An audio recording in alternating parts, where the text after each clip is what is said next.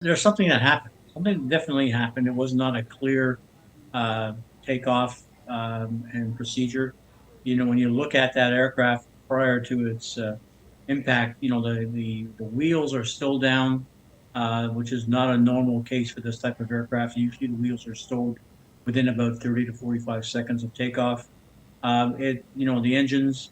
There was no fire. There was no smoke. There was nothing on that aircraft in terms of takeoff configuration that would indicate that it was a problem. It was having a problem climbing.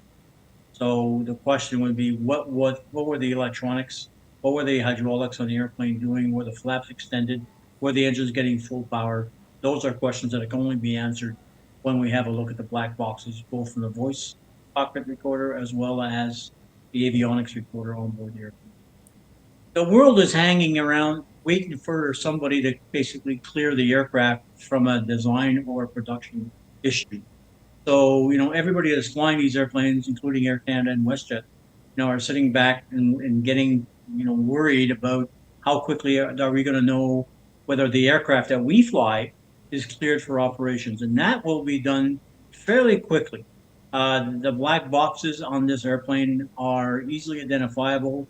They are capable of being, going into severe shock and fire.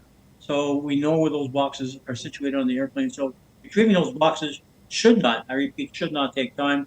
The information hopefully is on the airplane that the boxes were working. That's another element of the issue. But if the boxes were working and they find it pretty quickly, they will be able to take that information and interpret the information within about 48 hours.